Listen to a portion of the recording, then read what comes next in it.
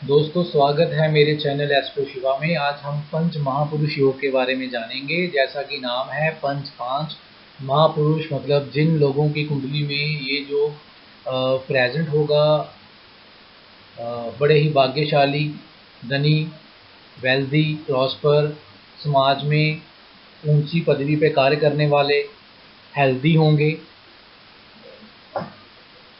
और अक्सर देखा गया है कि जिन मनुष्यों की कुंडली में पंच महापुरुष योग बनता है वो साधारण नहीं होते। आम मनुष्यों की भांति रोज की जो भाग दौड़ है उसमें नहीं होते।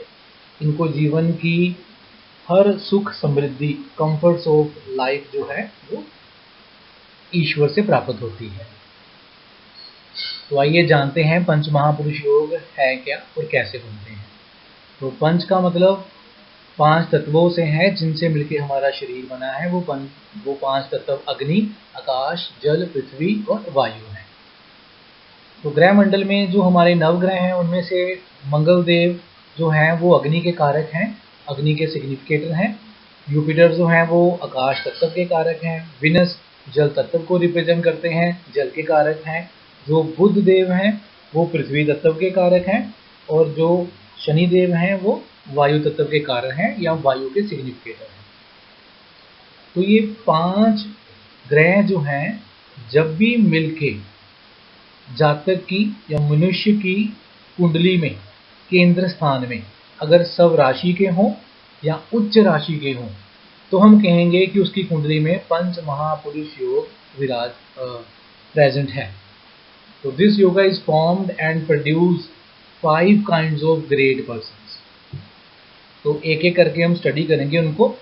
और जिनकी कुंडली में ये योग प्रेजेंट होगा वो नेटिव वेल्दी, फेमस, इंजॉय करेगा हाई पोजीशन को, जैसा कि मैंने आपको पहले बताया, फॉर्चुनेट होगा and will have all comforts of life.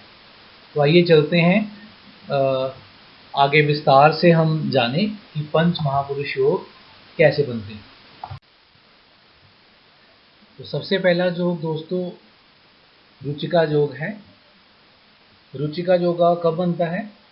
आप चेक करेंगे अपनी जन्म कुंडली में सवेता ही कि जो कुंडली में आपके केंद्र स्थान है 1, 4, 7, 10 जो स्थान है आपकी कुंडली में, अगर वहाँ मंगल स्वराशि के हों या उच्च राशि के हों, तो मंगल की राशियाँ जो हैं वो कौन कौन सी हैं?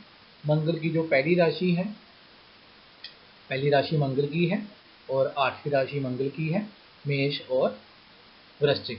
अगर मंगल मेष और वृश्चिक राशि के केंद्र में हो या कैप्रिकॉर्न मकर राशि है, मकर राशि में जो मंगल हैं वो उच्च के होते हैं।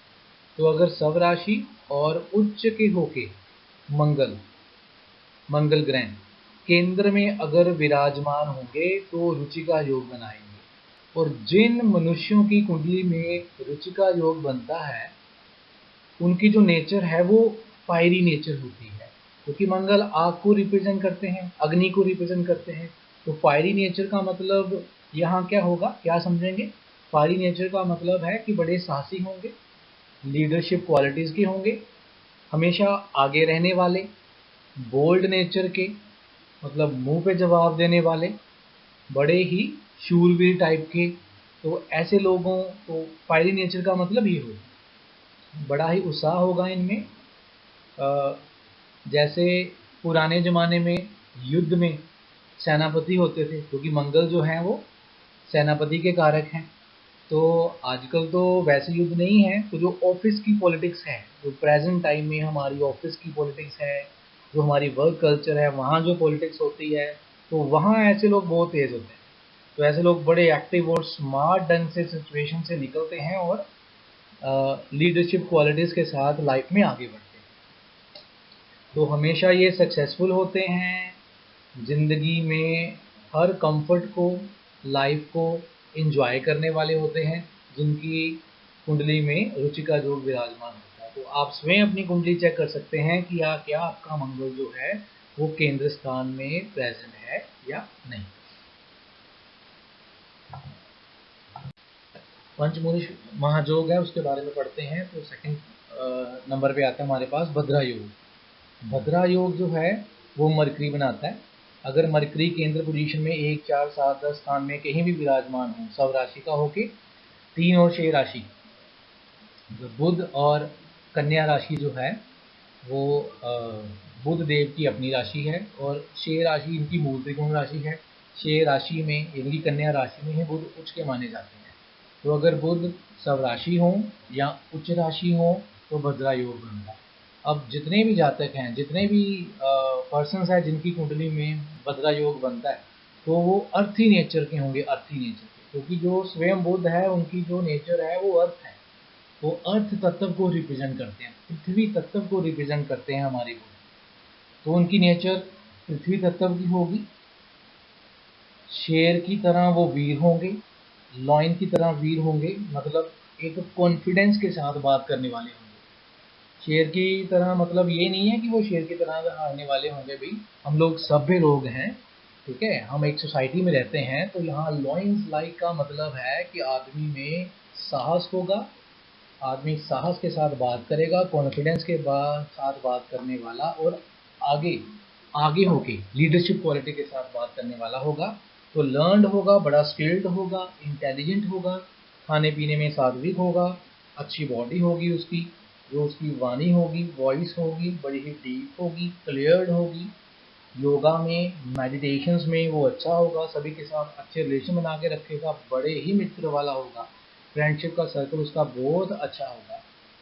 फैमिली में भी उसके जो रिलेशंस हैं, जो रिलेटिव में आजकल आपको पता है रिलेशन हम लोगों के बड़े कन्फाइंड होकर रह गए हैं, आइसोलेट हो चुके हैं हम लोग जो मॉडर्नाइजेशन के युग में। लेकिन जिसकी कुंडली में भद्रा योग बनता है उसके अच्छा फ्रेंड सर्कल होता है, फैमिली में उसके अच्छे रिलेशन होते हैं, बंदा स्पिरिचुअल होगा और इंडिपेंडेंट सोच के साथ आगे बढ़ने वाला होगा और रिलीजियस होगा। तो इट इज़ वेरी, एक बात मैं और क्लियर कर दूं कि वेल्दी तो होगा ही होगा, प्रॉस्परस तो होगा ही होगा, क्योंकि बुध इस स्थान में अगर हो तो इंसान की जो एजुकेशन है वो भी अच्छी होगी और इंसान को घर, प्रॉपर्टी, व्हीकल्स, सारे सुख जो हैं बुध देव प्रदान करेंगे। अगले योग हमारे पास है सासा योग।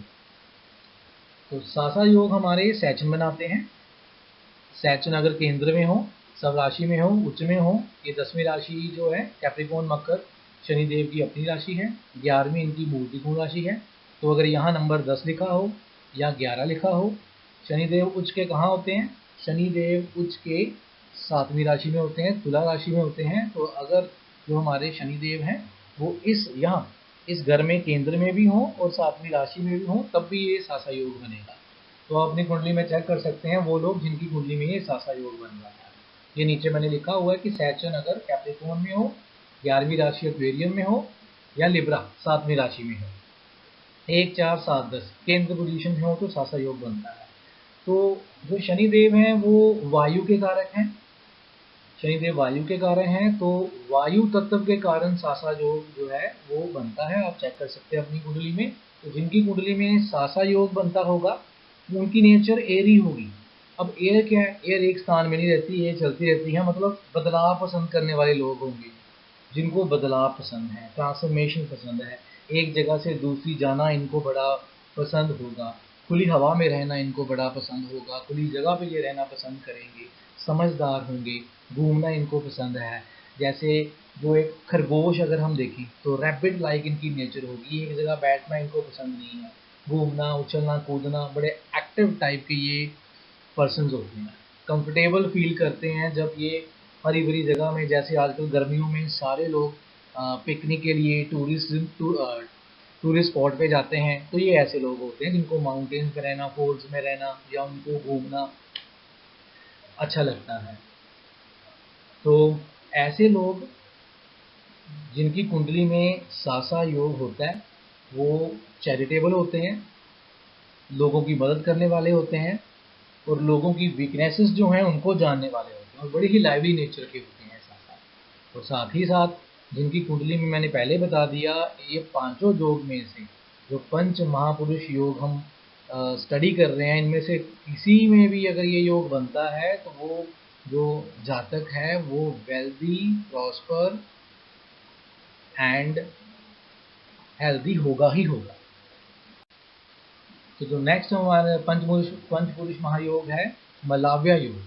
मलाव्या योग उनकी कुंडली में बनता है जब शुक्र भगवान केंद्र स्थान में हो, दूसरी राशि में हो, सातवीं राशि में हो या 12वीं राशि में हो। दूसरी राशि और सातवीं राशि शुक्र देव की अपनी राशि है और 12वीं राशि मीन है। मीन राशि में शुक्र देव उच्च के माने जाते हैं।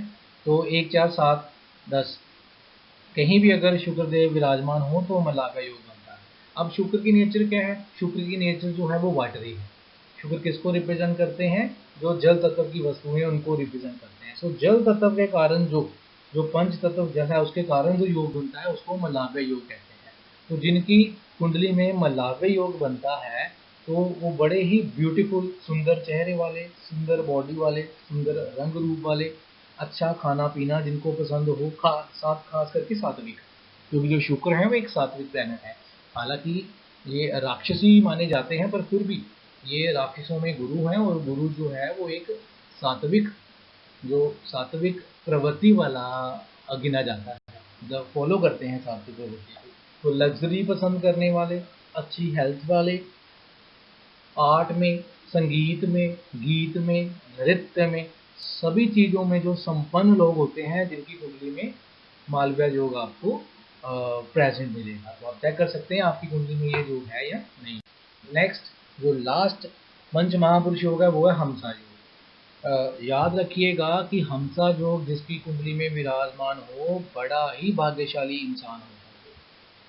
तो दोबारा जब केंद्र में 1, 4, 7, 10 में अगर गुरु विराजमान हो, 9वीं राशि धनु राशि गुरु की अपनी है, 12वीं मीन राशि गुरु की है और गुरु उच्च के चौथी राशि कर्क कैंसर राशि है जिसमें गुरु उच्च के माने जाते हैं। तो गुरु जब सब राशि हो या उच्च हो, केंद्र में पोजीशन हो, तो जो नेटिव है जहाँ वो जो लोग हैं स्पिरिचुअली स्ट्रेंथ होती है उनमें, और गुरु जो है वो वायु तत्व को रिप्रेजेंट करते हैं। तो वायु तत्व से ये योग बनता है। तो क्षमा कीजिएगा, गुरु आकाशीय तत्व के हैं। तो जिनकी कुंडली में ये योग बनता है तो उनकी नेचर आकाश से मिलती है। अब आकाश को अगर आप देखेंगे तो स्पेस, तो मतलब स्पेस का मतलब क्या है? रिसर्च करने वाले होंगे ये लोग, या स्पेस से रिलेटेड, कॉस्मिक से रिलेटेड। अब कॉस्मिक या स्पेस से रिलेटेड जो स्पिरिचुअलिटी होती है, ये लोग बड़े स्पिरिचुअलिटी होंगे, रिसर्चर्स होंगे, डीप रिसर्च करने वाले होंगे, या ऐसे संस्थान जो रिसर्च या स्पेस से रिलेटेड है, कॉस्मोलॉजी से रिलेटेड है, जैसे वेदर के डिपार्टमेंट हैं, उनमें अच्छी पोजीशंस में, हायर पोजीशंस में ये लोग पोजिटेड होंगे, बड़े पैशनेट होंगे, एक राजा की तरह, किंग की तरह होंगे। क्योंकि हम सभी को पता है कि जो हमारे नवग्रह हैं उनमें सबसे शुभ माने जाने वाले जो प्लैनेट हैं वो बृहस्पति हैं। तो ऐसा जातक जो होगा वो एक किंग की तरह होगा, सभी कंफर्ट्स, लग्जरीज उसको मिलेंगे अपनी लाइफ में, थ्रू आउट लाइफ उसको मिलते रहेंगे। अच्छी कन्वर्सेशन वाला होगा, अच्छी स्पीच वाला होगा, अच्छी लुक वाला होगा और हंस की तरह होगा, क्योंकि योग का नाम ही क्या है इसका? हंस योग। तो ये हमने हंस योग के बारे में पढ़ा। तो कंक्लूजन में आपको ये बता रहा हूँ कि पंच महापुरुष योग 5 प्रकार के थे जो हमने पढ़े। मंगल, बुध, शनि, शुक्र और बृहस्पति, ये 5 तत्व हैं जिनसे हमारा शरीर बना हुआ है, जिनका जो हमारे शरीर को गवर्न करते हैं। और जिस इंसान में ये 5 योग में से अगर एक योग भी प्रेजेंट हो, अगर एक से ज़्यादा हो फिर तो बात ही क्या है, लेकिन एक भी हो तो उसकी जो लाइफ है, अपनी लाइफ में वो कहीं ना कहीं एक हाई पोजीशन को गेन करता ही करता है। ओम नमः शिवाय।